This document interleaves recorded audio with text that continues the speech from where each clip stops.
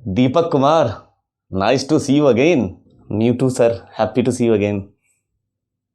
बस कंपनी अलग है, मैंने अभी रिसेंटली वहाँ से स्विच किया है। Okay sir. Deepak I guess आपका लास्ट कंपनी में भी वहाँ पे सिलेक्शन हुआ था। मैंने अपने इनपुट्स दिए थे उसमें, तो फिर उस कंपनी को ज्वाइन नहीं करने की कोई खास वजह? No sir, there is no specific reason. उस वक्त एक्चुअली स्विच करने का मेरा प्लान नहीं था, बट अपनी स्किल्स को रिफाइन करने के लिए मैं सोच रहा था कुछ इंटरव्यू दूं, इसलिए मैं उस टाइम कुछ इंटरव्यू दिया था। अदरवाइज कोई प्लान नहीं था मेरा स्विच करने का सर। ओह दैट्स नाइस, बहुत अच्छी सोच है आपकी। ये इवन फ्रेशर को ज़्यादा इस पे तवज्जो देना चाहिए। फ्रेशर को ये सोचना चाहिए कि इंटरव्यू देते रहने से अपनी कॉन्फिडेंस के साथ साथ आपकी स्किल्स भी बढ़ती है। क्यों दीपक, सही है ना? उससे फ़ायदा होता है, तो देते रहना चाहिए इंटरव्यू, बहुत अच्छी बात है।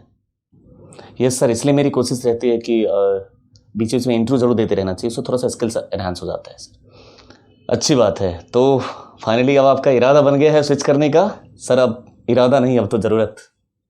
अच्छा दीपक, आपको एक बात बता दूं कि जो हम लोग वहाँ काम करते थे, उस काम को करने में और इस ऑर्गेनाइजेशन में काम करने में बहुत फ़र्क है। ठीक है? Okay sir.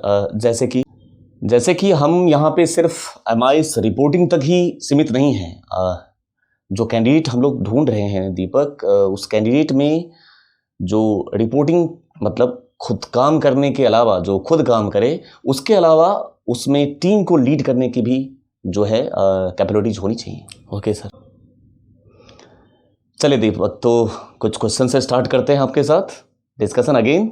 मुझे आप एक बात बताइए कि किन किन अलग अलग तरीकों से एक्सेल में हम जो स्प्रेडशीट है उसको किन किन अलग अलग तरीके से हम कंस्ट्रक्ट कर सकते हैं, ये आप थोड़ा सा हमें बताएं। सर पहला dashboard on Excel for integrate business affairs. Sir second revenue projection chart. Sir third number daily affairs और प्रोजेक्शन स्टेटमेंट को हम ऑटोमेट कर सकते हैं। और fourth number sir business estimation, ये भी पॉसिबल है।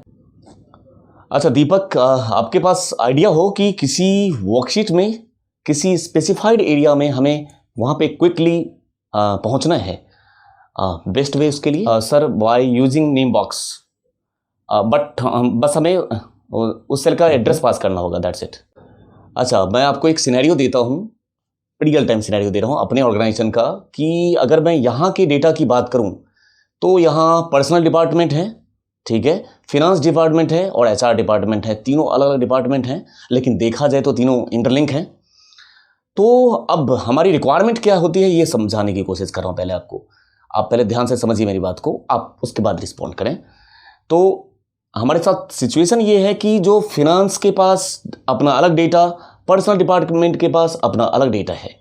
अब जो एचआर वाले लोग हैं, उनको जो जिस सीट पे वो काम करते हैं, ठीक है, उसमें पर्सनल और फिनांस का डेटा दोनों एक साथ एसिमुलेट करके वहाँ पे वो उसके बेस पे वो रिपोर्टिंग करते हैं।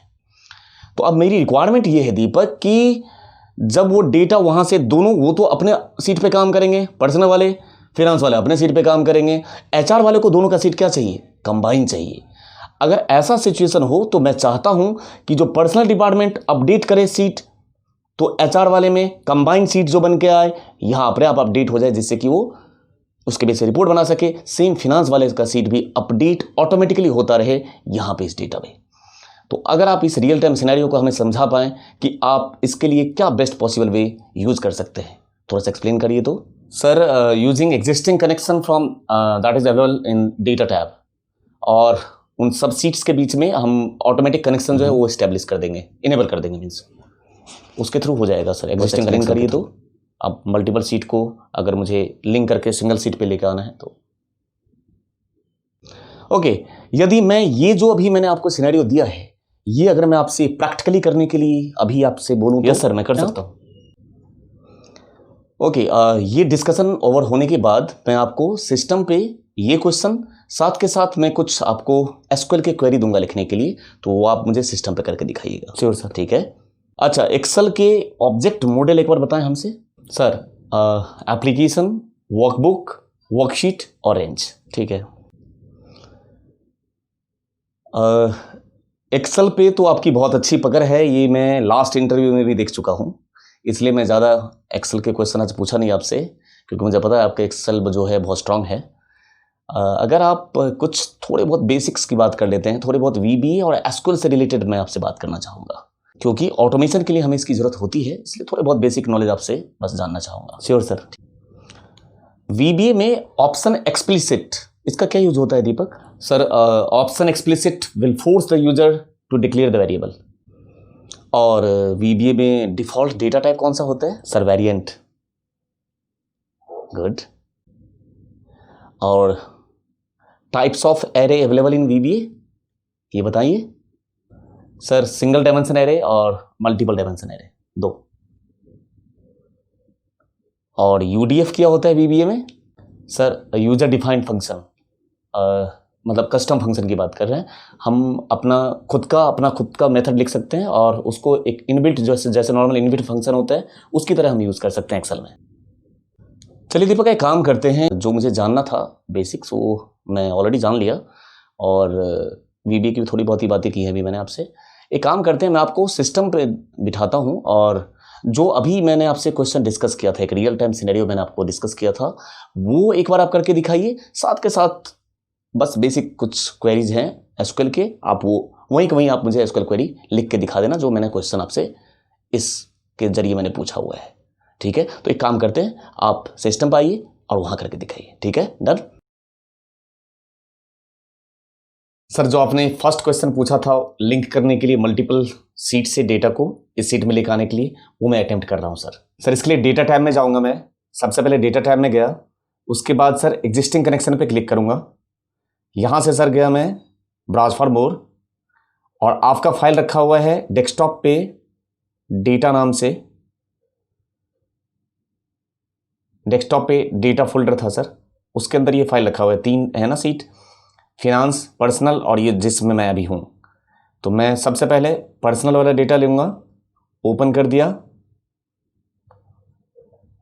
अब यहां से उसका सीट आ गया, ओके करूंगा, और जिस लोकेशन पे मुझे चाहिए मैं वहां पे कर्सर रख दूंगा, और यहीं से मैं प्रॉपर्टीज में जाके, यहां से प्रॉपर्टीज में गया और यहां से मैं इनेबल कर दूंगा रिफ्रेश एवरी 1 मिनट, या refresh the data when opening the file. जब आप इस फाइल को खोलेंगे सर तब भी रिफ्रेश हो सकता है, या अगर मैं यहाँ पे मिनिमम 1 मिनट लगा देता हूँ तो 1-1 मिनट पे ये फाइल से रिफ्रेश होता रहेगा। अगर सोर्स डेटा में चेंज होगा तो यहाँ पे चेंज होता रहेगा।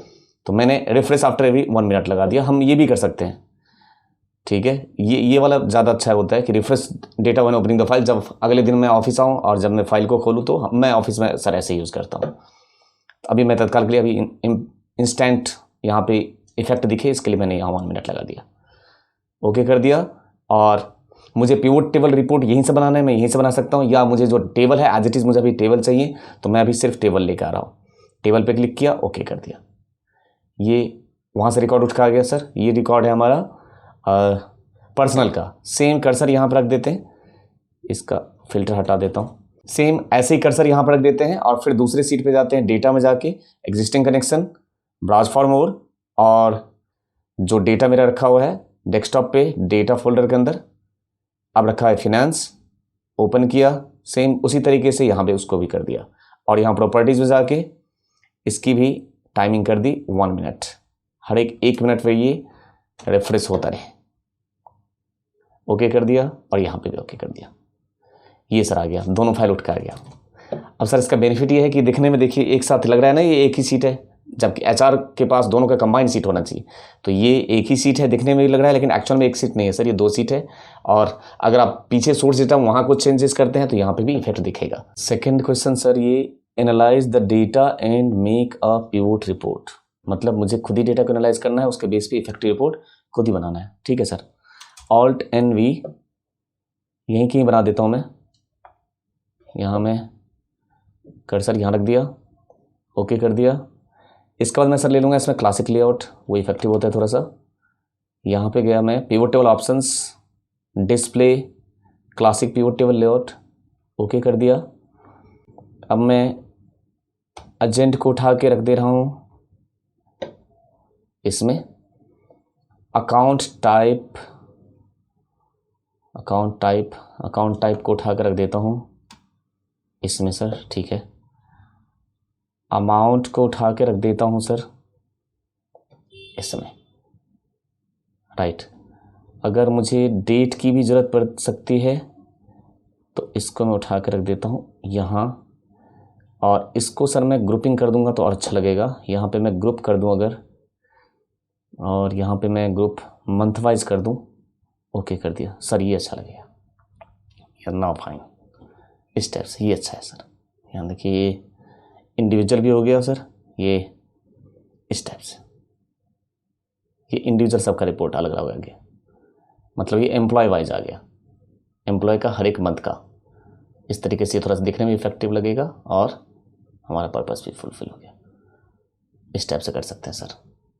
अगर सर इसमें और कुछ मुझे इम्प्रोवाइज करने था बता सकते हैं sir. Write a query to find the names of employee that begin with A, जिसका नाम ए से स्टार्ट हो रहा हो उसका एम्प्लॉय नेम। ठीक है सर। सेलेक्ट स्टार फ्रॉम, टेबल का नाम तो पता नहीं सर, तो इसमें मैं टेबल नेम लिख दे रहा हूँ। टेबल नेम जिस टेबल से हमें चाहिए, select star from table name where employees like A, इस तरीके से सर। ये select star from table name where employees like A. दूसरा question sir, write an SQL query to fetch unique values of department from worker table. Worker table और unique department, ठीक है, unique department from worker table pass करेंगे sir. Select, unique के लिए होता है distinct, select distinct department from worker, select distinct department from worker. ठीक है sir. Write an SQL query to print first name from worker table after replacing small A with caps lock वाला A. Select an SQL query to print the first name. ठीक है। Select replace first name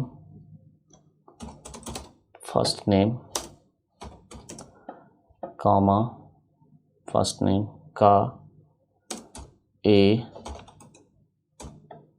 comma फिर capital में A bracket बंद from worker. Select replace first name comma A replace with A from worker. सही है sir. तो दीपक जी कैसा रहा आपका एक्सपीरियंस हमारे साथ? नॉट फर्स्ट टाइम, ये सेकेंड टाइम हम मिले। तो आज का इंटरव्यू एक्सपीरियंस कैसा रहा आपका यहाँ पे?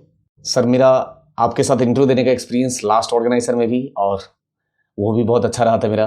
मैं बहुत उस टाइम थोड़ा सा नर्वस फील कर रहा था सर, लेकिन इस बार आज मैं नर्वस नहीं था। आज आपके सामने बहुत फैमिलियर होकर बैठा हुआ था मैं, और आज का भी एक्सपीरियंस मेरा बहुत अच्छा रहा। हाँ, अगर पता नहीं सर आप जैसा फीडबैक देंगे, अगर यहाँ मेरा पॉजिटिव हुआ कुछ तो मैं ज़रूर सोचूंगा सर, मैं ज्वाइन करने का सोचूंगा ज़रूर। चलिए, बेस्ट ऑफ लक। उम्मीद करते हैं कि हम बहुत जल्द और दोबारा मिलें। ठीक है, best of luck. Thank you sir.